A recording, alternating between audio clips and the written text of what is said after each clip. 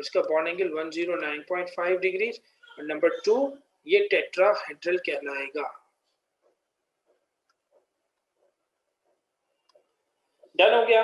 ये बातें आपको पता होनी चाहिए थी। बाकी आप अगेन बार बार कह रहा हूँ, वो लेवल की केमिस्ट्री को भी थोड़ा सा माइंड में रखिएगा कि वो किस तरीके से होता है। इसके एंड में था सिलिकॉन डाइऑक्साइड, ये आखिरी बात है। सिलिकॉन डाइऑक्साइड में क्या था? सिलिकॉन डाइऑक्साइड में कुछ भी नहीं था। सिलिकॉन डाइऑक्साइड जो होता है इसमें एक सिलिकॉन होगा और एक ऑक्सीजन होगा। तो इसका फॉर्मूला हमें कैसे पता है कि SiO2 है? क्योंकि सिलिकॉन, ये सिलिकॉन जो होता है वो कार्बन से नीचे है तो +4 और ऑक्सीजन -2। जब आप क्रॉस मल्टीप्लाई करोगे तो Si2O4 बनेगा, जिसको कट डाउन करके एक सिलिकॉन एवरेज ये कि एक सिलिकॉन 2 ऑक्सीजन को क्या करता है? होल्ड करता है। और इसकी ज्योमेट्री वगैरह सब कुछ वैसी है जैसी डायमंड की। ठीक है, ये भी हार्ड होता है, नॉन कंडक्टर ऑफ इलेक्ट्रिसिटी होता है, लेकिन कंडक्शन ऑफ हीट इसमें भी हो सकती है, डायमंड में भी हो सकती है। ठीक है, डायमंड में कंपैरेटिवली कम होती है, इसमें कंपैरेटिवली बहुत ज्यादा होती है क्योंकि बहुत जल्दी गर्म हो जाती है। रेत है ना, मट्टी तो गर्म होती है। इसी तरह शीशा है, आईना, वो भी सिलिकॉन डाइऑक्साइड से बनता है। तो दैट कैन ऑल्सो बी क्या कहते हैं, हीट अप। सही है, तो उसका भी टेम्परेचर इंक्रीज हो सकता है। इसके बाद जो आखिरी चीज आपके पास रहती है जो आपके सिलेबस के अकॉर्डिंग है, दैट इज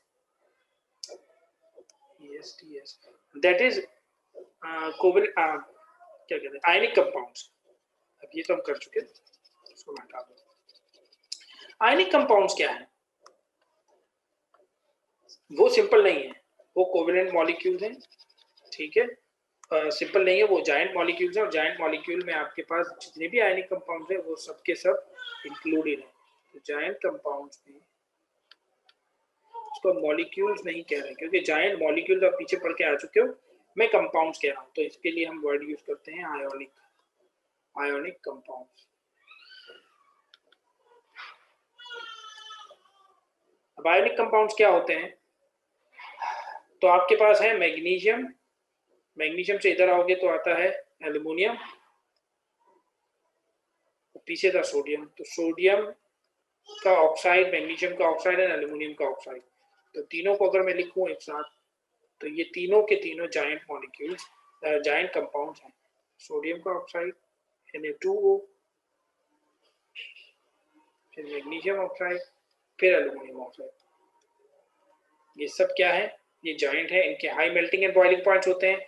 इन सब के अंदर क्रिस्टल लैटिस होता है और इनके अंदर स्ट्रॉन्ग इलेक्ट्रोस्टैटिक फोर्सेस होती है बिटवीन पॉजिटिव एंड नेगेटिव। इसको कहते हैं इलेक्ट्रोस्टैटिक फोर्सेस, स्ट्रॉन्ग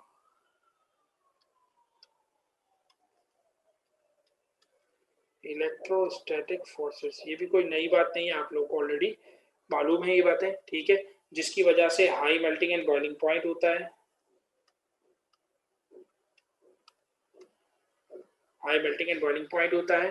ठीक है, और ये कुछ सॉल्युबल होते हैं, कुछ इनसॉल्युबल होते हैं। अब सॉल्युबिलिटी और इनसॉल्युबिलिटी का जो चक्कर होता है वो एंथैल्पी चेंज ऑफ सॉल्यूशन से होता है। एंथैल्पी चेंज ऑफ सॉल्यूशन से होता है, standard enthalpy change of solution. अगर ये नेगेटिव हो तो सॉल्ट सॉल्युबल होता है, ये A2 में काम आएगा, आपको अभी नहीं। और अगर ये पॉजिटिव हो तो सॉल्ट इनसॉल्युबल होता है। ठीक है, तो ये बाद में समझ आएगा कि कब कौन सी चीज सॉल्युबल है और कब कौन सी चीज इनसॉल्युबल है।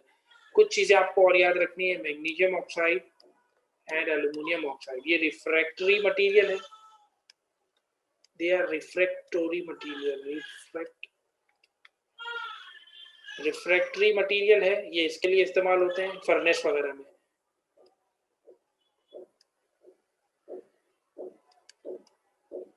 ठीक है, because of high melting and boiling point. तो इसको फर्नेस में लगाया जाता है जहां बहुत ज्यादा एक्सट्रीम टेम्परेचर होता है। तो high temperature, high melting and boiling point की वजह से ये पिघलते नहीं है। आम जबान में बताऊं तो तंदूर के अंदर जो ब्रिक्स लगे हुए होते हैं ना, वो इनके बनते हैं तंदूर में, ताकि जब आप उसको हीट करो तो वो खराब ना हो तंदूर अंदर से। अगर आप नॉर्मल सीमेंट का बना दोगे तो सीमेंट जो है एक्सट्रीम हीट पर खराब हो जाएगा। इसी तरह से कैल्शियम का अगर ऑक्साइड हो या कैल्शियम का हाइड्रो ऑक्साइड हो तो एज लाइम कंपाउंड ये फर्टिलाइजर में यूज होते हैं टू न्यूट्रलाइज, ये भी पुरानी बात है, ये आप लोग वो लेवल में पढ़ चुके हैं। तो to neutralize the acidity of soil,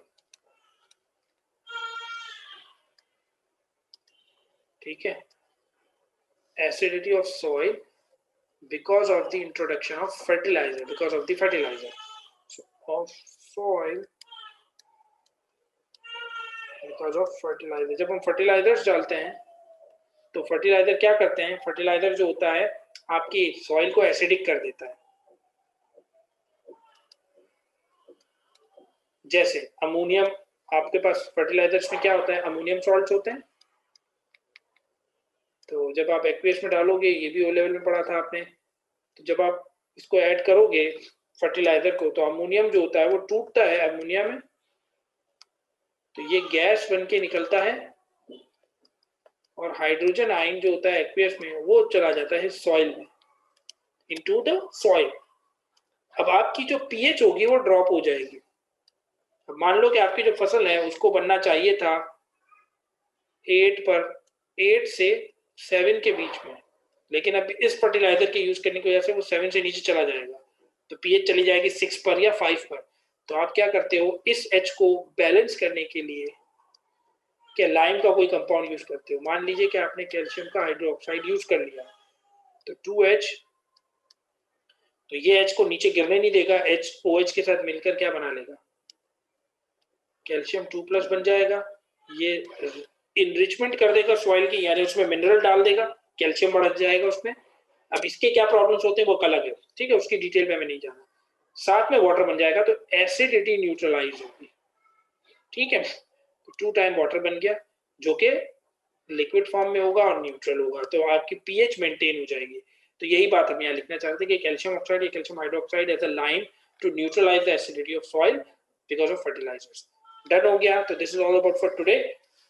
ये चैप्टर आपका कंप्लीट हो गया इंशाल्लाह। इसके बाद अगली क्लास में अब जो हम आपको कराएंगे दैट इज, जो भी नेक्स्ट चैप्टर होगा हमारा, हम देख लेंगे कि क्या कराना है पहले, ठीक है जी। टेक केयर, ख्याल रखिएगा, अल्लाह हाफिज।